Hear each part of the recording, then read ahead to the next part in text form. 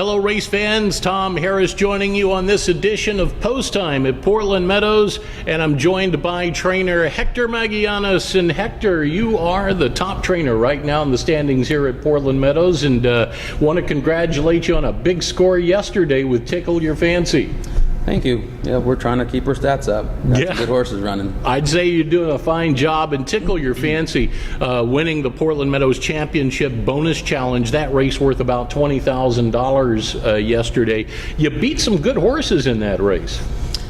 It was a pretty tough race. There was a couple that I knew were going to be tough in there. That horse that came from Los Alamitos, Perry's getting down.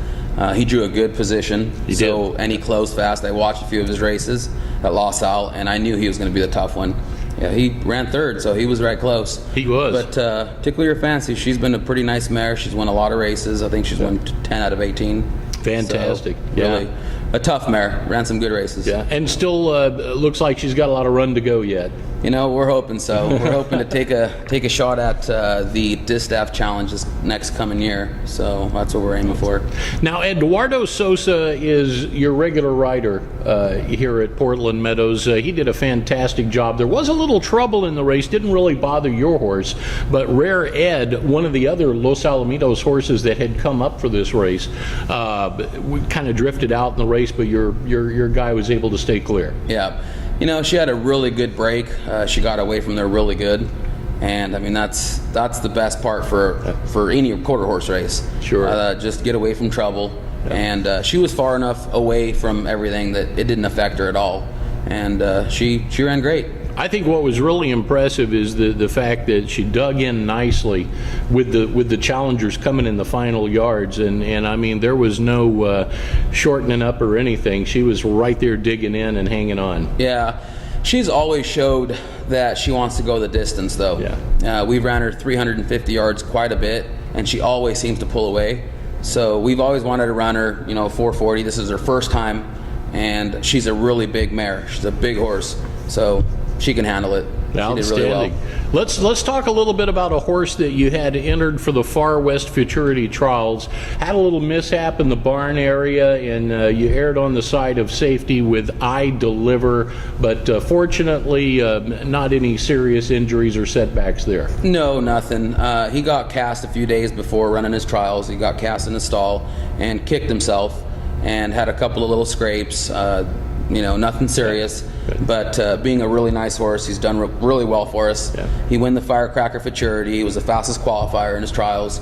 So I was pretty sure he'd be real tough in this Far West Futurity, but we didn't want to take a chance. We got a lot of racing ahead of him. Sure. He's got the Oregon Bred Futurity coming up here at Portland Meadows. So we just thought, we're better off just waiting on him, healing him up good, and he's healed up pretty good, but still, we wanted to make sure everything was 100% before running him. Well, that's completely understandable. And a 2-year-old, and you're right, there's a big future there.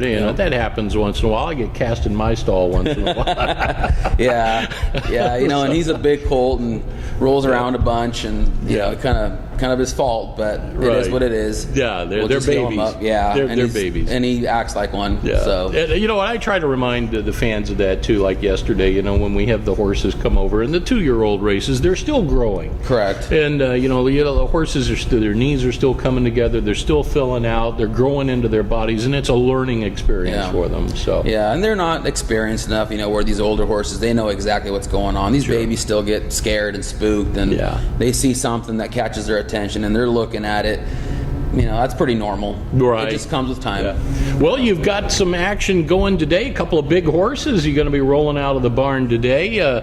We got El Bardi Bonnie Lee in the second race. You're going to be a busy guy. You got 4 to saddle today. Yeah, 4 to saddle and 2 races. So they're both doubles. El Bardi Bonnie Lee, winner of 2 out of the last 3 starts. Tell us a little bit about this one. She's a mare. She's actually the little sister to a mare that I already ran, El Bardi Sweet Fancy, that was real tough. She made it to the championships at Los Alamitos. Wow. So we have high expectations for El Bardi Bonnie Lee. She started off a little slower. She wasn't really mentally focused on racing, and she's really putting it together. That last race, she won hands down, couple lengths, 2-3 lengths, whatever it was. I think she's going to be pretty tough today. Seems to be developing nicely as a 3-year-old. And she's just getting better and faster. She's putting some nice times in. She'll run in the trials for the Derby here at Portland. So in 2 weeks, if we have trials, she'll run in those trials. And she likes the distance also, because she's actually bigger than Tickle Your Fancy in size. Yeah, she's a big girl. And she's only a 3-year-old. So I think this mare is going to be pretty tough as she gets a little older. All right. Well, you heard it here first. and you've got a nice horse with Henry Craig a little bit later on today in the 3rd race. Here's a guy who's won 7 out of 8 starts. Yep. He is. He's been a phenomenal horse. We ran him. Just a 3-year-old. He's just a 3-year-old, and he'll also be in those trials. Outstanding. But this colt, he won the Pot of Gold for Charity, went off and won the Firecracker for Charity, win both of his trials. I took him to Los Alamitos into the Wild West for Charity. He won his trial there, and he had some bad trouble in the finals. Hopped at the start and came back, and from running so far out of it, jumped up and ran a 3rd. I mean, this colt's got a lot of heart, and he's a racehorse. And I noticed that this will be his first start as a 3-year-old. That is correct. He's been off, and I tell people all the time, versus thoroughbred in quarter horse racing, layoffs don't mean that much in quarter horse racing. You can take several months off and look at the workouts. He checks in with a bullet workout today, so obviously in your capable hands, he's ready for business today. Yeah, I think so. It's his first time ever running against older horses, because of course he only ran as a 2-year-old. Right. But we gave him some time off. He was 100% sound. He got a little sickly on us one day, and I thought, let's just give him a break. He ran pretty tough as a 2-year-old and traveled a lot of miles. Yeah. So he's back to business, and he looks great and got big, and I think he's going to be tough today. All right. Well, we look forward to watching Henry Craig run today. And you've had some pretty important clients over the years in training for the Allred brothers at the owners of the Los Alamitos race course. That has to be a real thrill. It's I was pretty shocked when Kevin Allred from Arizona, when he called me one day and asked if I'd take a few horses. In fact, he sent 4 the very first time he sent me any horses. And we've been working together for big 3 years now. And he's got some really nice stock, and he sent me some really nice horses, and we've been doing really well with them. The Allreds, that's just a generational family of racing. They've been around a long time. The brothers, Doc Allred, those are some of the guys that I met years ago. Actually, we were almost neighbors. I lived right down the street from them in Mesa, Arizona. They had a beautiful training center. They're out in Mesa, and a lot of great horses come out of that area. You'd see them show up occasionally, Turf Paradise at Riolito, but it's a short haul from there over to Los Alamitos. Yeah, so. They're ranching Arizona there. They got a couple ranches, and they breed some nice horses. Let's talk just for a second before I let you go today. I think that the quarter horse racing here in the Northwest is starting to really take hold. And your victory yesterday with Tickle Your Fancy in the bonus challenge, I think, is kind of evident of that. You beat 2 very good horses that came up out of Los Alamitos with Rare Ed and getting down. Perry's getting down. Perry's getting down, rather, on the outside. I should know that. I called the race, right? But, those were 2 solid horses that you beat. Yeah. Well, like I said, competition's getting real tough in Oregon now, the Northwest in general.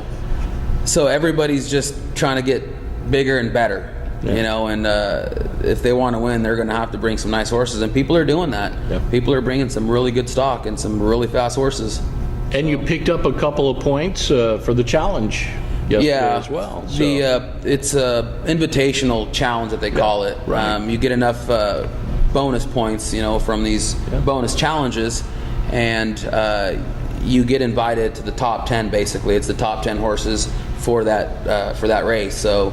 All the points we can get, we're trying to make it to the bigger leagues. They do add up. And, they do. This year was at Prairie Meadows, and not sure where they're doing it. I believe next year we'll be in Lone Star. At Lone Star, okay, down in Dallas, and so been there already a couple times. Great venue, big quarter horse country down that way. That's for sure. Very tough, yeah. Hector, thanks for joining us today. We really appreciate it. I know you're a busy guy. You got a lot going on back there. Thanks for taking time out to visit with us. Trainer Hector Magianis, the top quarter horse trainer here at Portland Meadows.